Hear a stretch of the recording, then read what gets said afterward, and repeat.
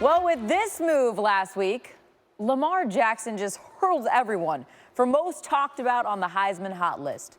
The sophomore went from 100-to-1 odds to win it to 8-to-1 odds after 2 games. The 19-year-old combining raw talent with a comprehension of a playbook he described last season as complete foreign language. Had no idea, so just ran the ball.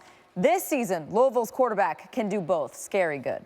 An ACC record 610 yards last week, has accounted for 13 touchdowns in just about 5 quarters. Ridiculous. Have fun, Florida State. Before they face him, we did, in this big man on campus. Bucks man, World Cup of Hockey just 4 days away. Bucci Maine says intensity will be same as the Olympics for U.S. and Canada. Toronto, where it's all going down. Sassafras insider tip, try the Ossobuco. And speaking of Coach, whoa. Why, Lisa? What you doing? I got to go to the lounge. Leave you picking up. Minute bowl. Ball, rangy. Yep. Thin. How about some Griswolds? I'm not Like- talking to you. Love Clark. Who you got at center there?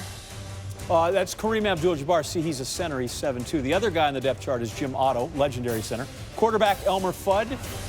Daniel Craig here, coming 6'2". Don't forget, he will be your defensive That's tackle. not James Bond, by the way. Vito Corleone, just don't mess with him there at nose. I wouldn't want to mess with him anyway. I don't care if he's lined up at nose or not. John, what you got at the end?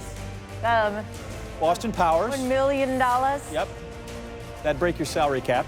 Romer dudes. I first ever in the bigs. His first since he was in the PCL, the Pacific Coast League, August 6th. He hit it against the Fresno Grizzlies. If you'd like to see what that home run looks like, Which we do. Scott Van Pelt. I'm going to guess that we have the opposite here at 3, have the and we opposite do. here. Okay, no reason to explain any further. Let's go number 4.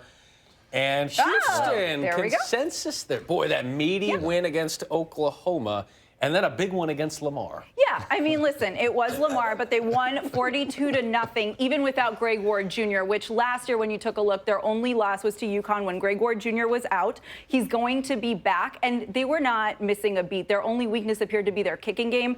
I'm sure they'll figure that out. All right, That's But- four games. Stay off of the Lamar. That's Represent. why I Yeah, bashed get them. off of them. All right, number 5. 1, 2, 3, and okay.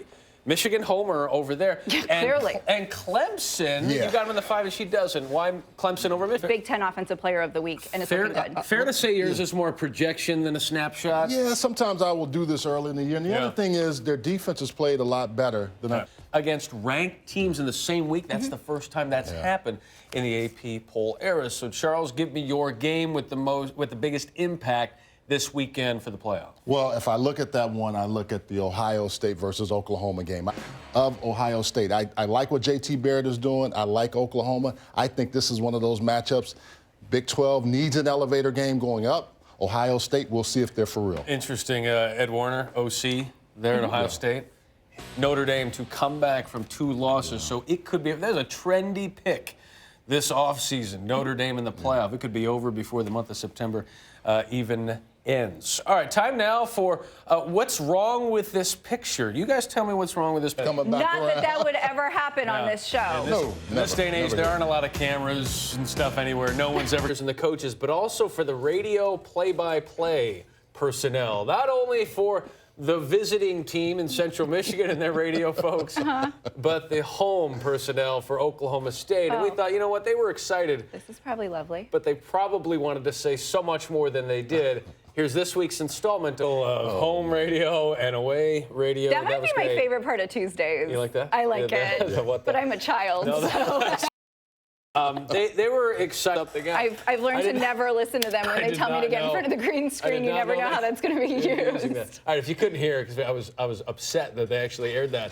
It's called That's Bull, Chick. And I am going to make some statements here, and you tell me whether or not it's incorrect. Okay. And you do that by hitting the buzzer, and then we had weird. I think we're a little more streamlined here this weekend. Week 3 would be better than opening weekend. I actually think it might be. I'm not going to hit that. I pull out the bullshit card. I just wanted to see what they would say.